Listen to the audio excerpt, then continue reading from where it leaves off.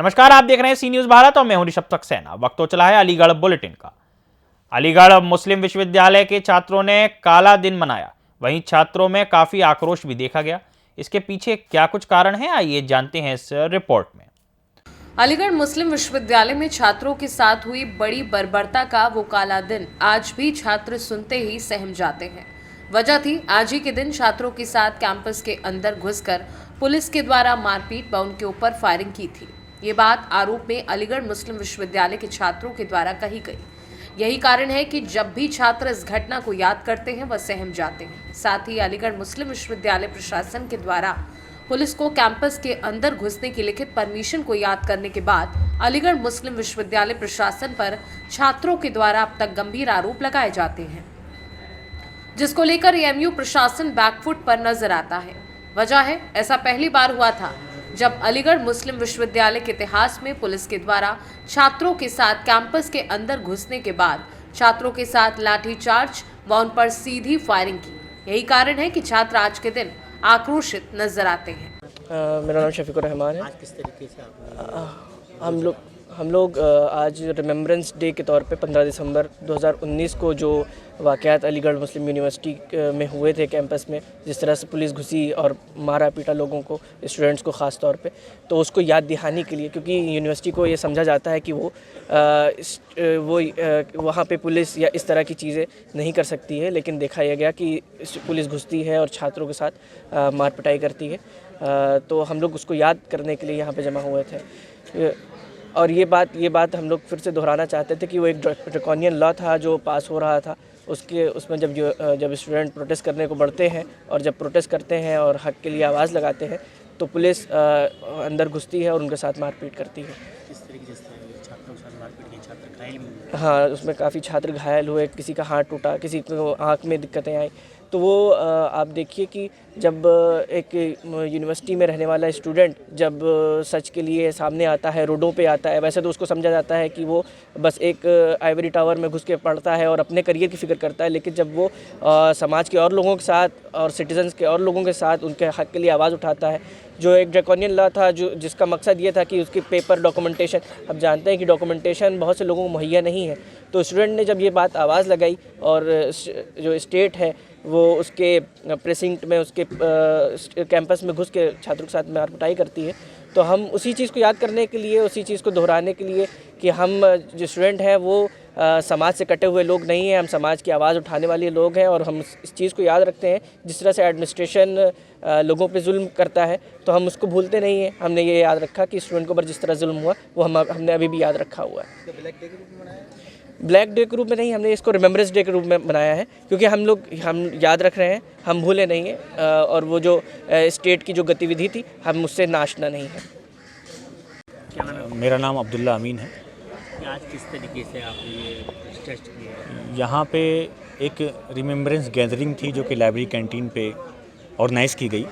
इसका मकसद ये था कि आज से कुछ सालों पहले जो 2019 में 15 दिसंबर के रोज़ वाक़या हुआ कि एडमिनिस्ट्रेशन की रिटेन परमिशन के ज़रिए कैंपस में पुलिस को घुसाया गया और कैंपस में जो इनरोल तलबा थे, पढ़ने लिखने वाले लोग जो कि उस दौर में काले कानून के ख़िलाफ़ आवाज़ उठा रहे थे, पीसफुली अपने प्रोटेस्ट का राइट का उसका इजहार कर रहे थे, उन मासूम और निहत्थे तलबा पे, इनरोल तलबा पे उनको अपनी जुल्म जबर का निशाना बनाया गया और उनको रिटन परमिशन के ज़रिए पुलिस को यहाँ इंटर करने की इजाज़त दी गई। और उस दौरान उस परमिशन के नतीजे में ये हुआ कि कई ऐसे तलबा थे जिन्होंने अपनी आँख गंवा दी, कई लोग ऐसे थे जिन्होंने अपने हाथ गंवा दिए और अब जिनके करियर बर्बाद हो गए और जो कि सही तरीके से जो पहले हालत में वो मौजूद ना रहे। और साथ ही ये सवाल एडमिनिस्ट्रेशन के साथ है, उससे ये सवाल है, क्योंकि जब हम यहाँ इनरोल्ड होते हैं इस यूनिवर्सिटी में, इस कैंपस में, तो हमारी हिफाजत की, हमारी सेफ्टी और सिक्योरिटी की ज़िम्मेदारी एडमिनिस्ट्रेशन की होती है, यहाँ के प्रॉक्टर और पूरे एडमिनिस्ट्रेशन की होती है। तो आखिर क्या यहाँ का एडमिनिस्ट्रेशन हमें ये श्योरिटी देता है कि फिर दोबारा से इस तरह की कोई कार्रवाई नहीं होगी और पीसफुली और सेफ्टी और सिक्योरिटी के साथ यहाँ तलबा अपनी पढ़ाई लिखाई अंजाम दे सकेंगे और जो उनके राइट्स हैं, जो लीगल हक हैं, हुकूक हैं, उनको अच्छी तरीके से अंजाम दे सकेंगे। तो आज के दिन किस तरीके से आता है? जो उस दिन जुल्म व जबर हुआ था उसको याद किया गया, और ये कोई सिर्फ़ और सिर्फ ये रिमेम्बरेंस का डे है उसको, ताकि आइंदा ये एडमिनिस्ट्रेशन तक ये पैगाम जाए ताकि आइंदा कोई ऐसा दोबारा वाक़या पेश ना आए। अलीगढ़ से सी न्यूज़ संवाददाता संजीव शर्मा की रिपोर्ट। तो करते हैं अगली खबर का। अलीगढ़ के थाना रोरावर इलाके की फेयर एक्सपोर्ट मीट फैक्ट्री में हड़कंप मच गया। बता दें कि अमोनिया गैस का रिसाव होने के कारण फैक्ट्री के भीतर काम कर रही 5 महिलाएं अचानक बेहोश हो गई हैं। क्या कुछ पूरा प्रकरण है, आइए इस रिपोर्ट में जानते हैं। अलीगढ़ के थाना रोरावर इलाके की फेयर एक्सपोर्ट मीट फैक्ट्री में हड़कंप मच गया। बताया जाता है कि अमोनिया गैस का रिसाव होने के कारण फैक्ट्री के भीतर काम कर रही 5 महिलाएं अचानक बेहोश हो गईं। घटना शाम की शिफ्ट में हुई, तब जब मजदूर अपने कार्यों में व्यस्त थे। अचानक गैस का रिसाव शुरू हुआ और चारों तरफ अफरा तफरी मच गई। प्रत्यक्षदर्शियों के अनुसार गैस का रिसाव इतना तेज था कि लोग तुरंत अपनी आंखों में जलन और सांस लेने में कठिनाई महसूस करने लगे। फैक्ट्री के भीतर की स्थिति गंभीर हो गई क्योंकि अधिकांश मजदूरों को पहले से किसी भी प्रकार की सुरक्षा किट या मास्क उपलब्ध नहीं कराए गए थे। एक मजदूर ने बताया कि गैस की गंध इतनी तीव्र थी कि कुछ ही सेकंड में लोगों को चक्कर आने लगे। जैसे ही महिलाओं की हालत बिगड़ी, उन्हें तुरंत बाहर निकाला गया। वहीं बेहोश हुई 5 महिलाओं को तुरंत पास के अस्पताल ले जाया गया। अस्पताल में डॉक्टरों ने उनकी स्थिति को स्थिर बताया। डॉक्टरों का कहना है कि समय पर उपचार ना मिलता तो ये स्थिति और भी गंभीर हो सकती थी। घटना की सूचना मिलते ही प्रशासन हरकत में आ गया। पूरे मामले पर अमित कुमार भट्ट द्वारा बताया गया कि फैक्ट्री में गैस के रिसाव की सूचना मिलते ही पानी पुलिस व रेस्क्यू टीम को मौके पर बुलाया गया। फैक्ट्री के काम को तत्काल प्रभाव से रोक दिया गया है। ये घटना बेहद दुर्भाग्यपूर्ण है। हम इसकी जांच करेंगे कि सुरक्षा मानकों का पालन क्यों नहीं किया गया और गैस रिसाव का असली कारण क्या है। अगर कोई कमी मिलती है तो फैक्ट्री प्रबंधन के खिलाफ उचित कार्यवाही की जाएगी। जन्नत अली कहाँ करते हैं आप काम? Fair export. तो क्या हुआ आज वहाँ? अरे बोलिए आप गैस अमोनिया जो लीकेज हो गया। गैस एमोनिया गैस कितने लोग लेकर आए आप यहाँ? 5 कहाँ पर लेकर आए? मैं जा तो जीवन ज्योति रहा, मुझे बताया फिर कि मैं मलखान, अच्छा, मगर जाना जीवन ज्योति। मलखान सिंह लेके आए आप। कितने लोग लाए? 5। इसमें 4 लड़कियाँ हैं क्या? 4 लड़की 1 लड़का। ठीक। ये मीट फैक्ट्री में साहब हुआ है। फेयर मीट फैक्ट्री में शाम के समय जो है एक जहाँ पर इनका फ्रोजन एरिया है उसके बगल में पैकिंग कर रही थी महिलाएं। तो फ्रोजन एरिया में वाल्व के पास गैस का रिसाव बताया गया 4-5 मिनट तक हुआ था। तो हमारी टीम मौके पर पहुंच चुकी है, पोल्यूशन वाले पूरा उस पॉइंट तक पहुंच गए हैं और स्थिति पूरी तरह नियंत्रण में है। टोटल 7 लोग प्रभावित हुए थे, जिसमें 6 महिलाएँ एक पुरुष थे और सभी लोगों का यहाँ उपचार चल रहा है। स्थिति की जैसा चिकित्सक बता रहे हैं अभी इनका उपचार चल रहा है। उपचार सर कहाँ चल रहा है? उपचार यहाँ सर पहले भी अल्दुआ में ये जो पूर्व की जो घटना थी, जोखिम प्रबंधन जो है पूरा कहीं पर उसमें किसी भी प्रकार की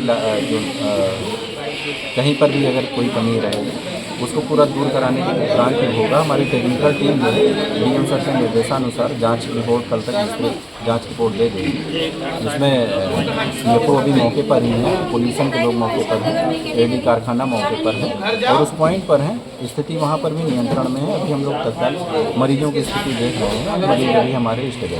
सर क्या ऐसा क्या रैंडम चेकिंग नहीं हो पाती इनकी? नहीं, रैंडम चेकिंग तो इनकी होती है। अब इसकी जो है विस्तृत जाँच रिपोर्ट जो है अभी सीएफओ से और एडी कारखाना से और पोल्यूशन वालों से जैसे ही आती है वैसे ही उन पर तत्काल और कार्रवाई करेंगे। कहाँ से लाया गया था? 4 महिलाएं थी और 1 पुरुष था। ये अमरपुर कोंडला थाना रोरावर से लेके आए थे। किसके द्वारा लाया गया था सर? जो व्यक्ति ने लेके आया था उसने अपना नाम जन्नत अली बताया। तो इसमें कंडीशन क्या थी इनकी सर? किस फैक्ट्री से क्या हुआ था वहाँ? फैक्ट्री का नाम तो नहीं बताया, गैस रिसाव बता रही थी, उस वजह से हम लोग अच्छी कैसी कंडीशन थी सर? कंडीशन बेहोशी अवस्था में थी। हमने उनका प्राथमिक उपचार किया, उन्हें ऑक्सीजन दी और इस ड्यूरेशन में हम अपनी कागजी कार्रवाई कर रहे थे और अपना उनके पर्चे वगैरह बनवा के उस पर लिख रहे थे। लेकिन उस ड्यूरेशन में जो जन्नत अली था वो हमें बिना सूचना दिए और उनको लेकर चला गया। क्या पुलिस प्राइवेट हॉस्पिटल में लेकर इतनी जानकारी नहीं है। मौके पर पुलिस आई थी सर? मौके पे पुलिस तो नहीं आई थी। ठीक है, पुलिस इन्फॉर्मेशन भेज रहे हैं। ठीक। तो सभी चीज़ें जा चुके हैं यहाँ से या किसी को रोका भी है सर? वो सभी को ले गया। सभी को ले गया वो। ठीक। अलीगढ़ से सी न्यूज संवाददाता संजीव शर्मा की रिपोर्ट। रुक करते हैं अगली खबर का। जनपद अलीगढ़ का थाना अतरौली क्षेत्र के अंतर्गत देर रात शादी समारोह से लौट रहे 5 बाइक सवारों को अज्ञात वाहन ने जोरदार टक्कर मार दी। हादसा बहुत ही भयानक था।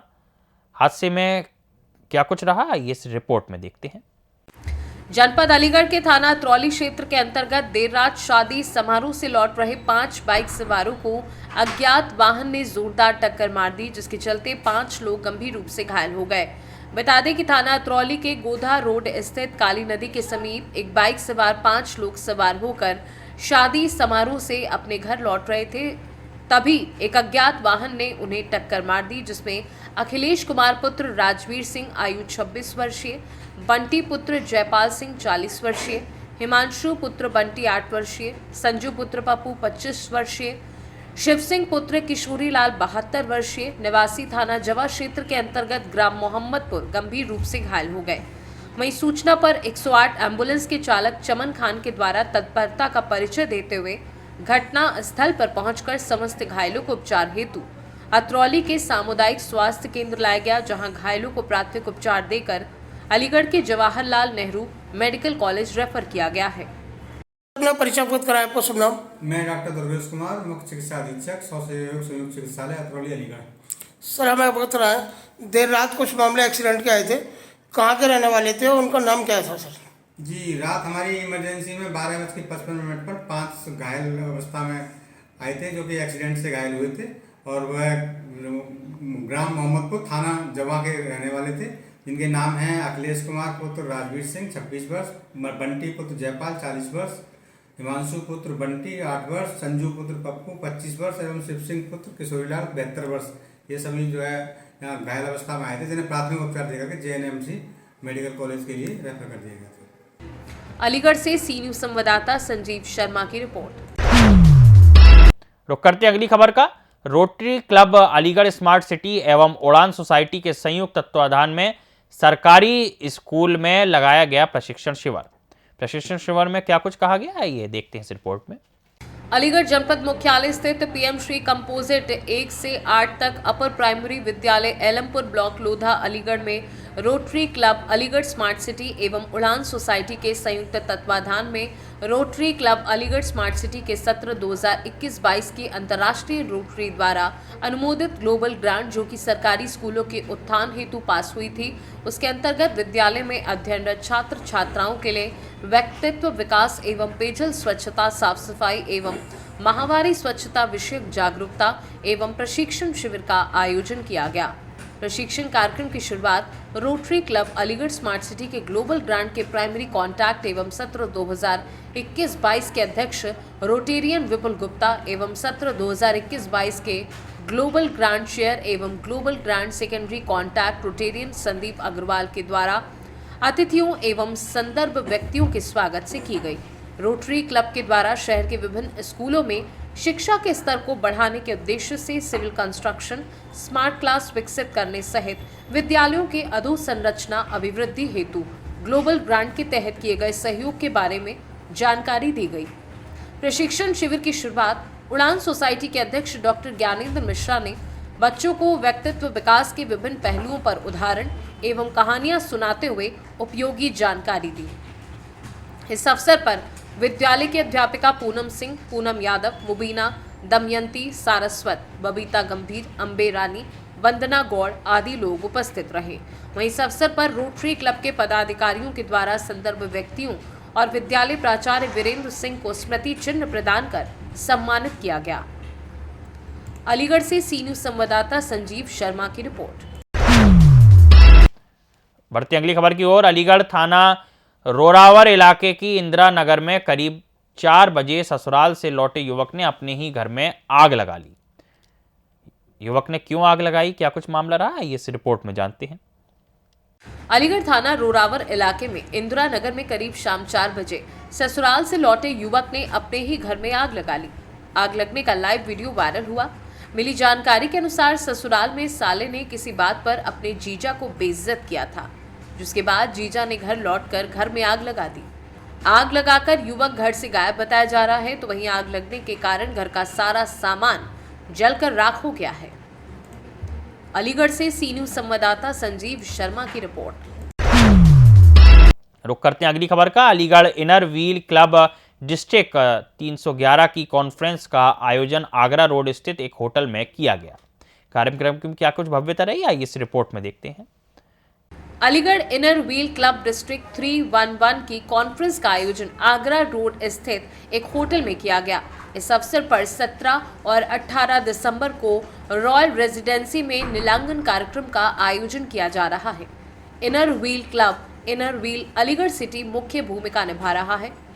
इनर व्हील क्लब डिस्ट्रिक्ट 311 के अध्यक्ष नीलू सिंह ढाकरे के निर्देशन में नीलांकन का आयोजन किया जाएगा। इस आयोजन में 115 क्लब प्रतिभा कर रहे हैं, जिसमें अलीगढ़ के अतिरिक्त आगरा, कानपुर, झांसी, उन्नाव, उरई, बरेली, काशीपुर, कासगंज, हल्द्वानी, रामनगर, शाहजहांपुर आदि अनेक शहरों से अतिथियों के आने की संभावना है। इस कार्यक्रम में मुख्य अतिथि एसोसिएट प्रेसिडेंट सुनीता जैन का आगमन होगा। 12 दिसंबर को प्रेसिडेंट सेक्रेटरी मीट संगनी का आयोजन किया जाएगा, जिसमें सांस्कृतिक कार्यक्रमों का समावेश रहेगा। प्रत्येक क्लब के प्रेसिडेंट सेक्रेटरी की प्रतियोगिता रखी जाएगी। जिला कार्यकारिणी सभा भी आयोजित की जाएगी। 18 दिसंबर को कार्यक्रम के नए सत्र के एडिटर का चुनाव प्रक्रिया विधिवत संपन्न कराई जाएगी। इनर व्हील क्लब के द्वारा एक बाजार का आयोजन किया जाएगा, जिसमें कपड़े, ज्वेलरी, मसाले, चादर, साड़ी, सूट आदि के स्टॉल लगाए जाएंगे। इसमें कोलकाता, जबलपुर, बरेली, आसाम आदि जगहों से लोग भाग ले रहे हैं। यहां आगंतुक खरीदारी का लुत्फ ले सकते हैं। कार्यक्रम में अतिथि के स्वागत के साथ मुख्य अतिथि का स्वागत करने का भव्य आयोजन होगा। इसमें प्रत्येक विजयी सदस्य को प्रशिक्षण किया जाएगा। स्वास्थ्य शिविर का भी आयोजन किया जाएगा। अंतिम चरण में इनर व्हील क्लब मैत्री और इनर व्हील क्लब पहल का सहयोग रहेगा। इसमें और क्या है कार्यक्रम में नीलांगन में कुछ खास नहीं? डिस्ट्रिक्ट कॉन्फ्रेंस होता है इनर व्हील का, उसमें इलेक्शन होता है। हमारे यहाँ डिस्ट्रिक्ट चेयरमैन जो बनते हैं, एक लेडर सिस्टम है, डिस्ट्रिक्ट एडिटर का इलेक्शन होता है और वो फिर उसके बाद ISO, ट्रेजरर, सेक्रेटरी और डिफरेंट मतलब 7-8 साल में जाकर वो 7 ईयर बाद डिस्ट्रिक्ट चेयरमैन बनते हैं। तो उस एडिटर का इलेक्शन भी इसमें होगा और एक्चुअली ये नॉमिनेशन नहीं, इलेक्शन ही है। और हमारे दोनों ही कैंडिडेट 2 कैंडिडेट हमारे बरेली से हैं, काशीपुर से हैं। तो 115 क्लब के जो मेंबर्स आ रहे हैं, फिर प्रेसिडेंट, सेक्रेटरी, वो सब वोटिंग डेलीगेट्स हैं। और आप ये रॉयल रेजिडेंसी में प्रोग्राम हो रहा है, हमारा आबा ग्रैंड भी पूरा फुल हो चुका है, रॉयल रेजिडेंसी के भी सारी बुकिंग हो चुकी है। तो बड़ी संख्या में महिलाएं आ रही हैं। और बेसिकली हम एक चीज़ और बताना चाहेंगे कि इनर व्हील वर्ल्ड का लार्जेस्ट विमेन ऑर्गेनाइजेशन है। यहाँ जो हमारा मोटो है वो सर्विस ऑफ फ्रेंडशिप है। तो जितने भी सेवा के कार्यक्रम होते हैं, वो हमारे जो गोल्स निश्चित होते हैं वो सारे पूरे होते हैं। उसी गोल के तहत ही ये सेवा कार्यक्रम यहाँ पे जो अभी पारुल जी ने बताया वितरण का है वो भी होगा। और मुख्य जो नीलांकन का कार्यक्रम है वो इलेक्शन है। इलेक्शन, हाँ जी, वो इलेक्शन के बाद जो भी इलेक्ट होगा इसमें वो विधिवत रूप से फिर उसके अपने कार्यक्रम को आगे संचालित करेगा। ठीक। ये किस तरह की प्रेस वार्ता का आयोजन रखा गया है?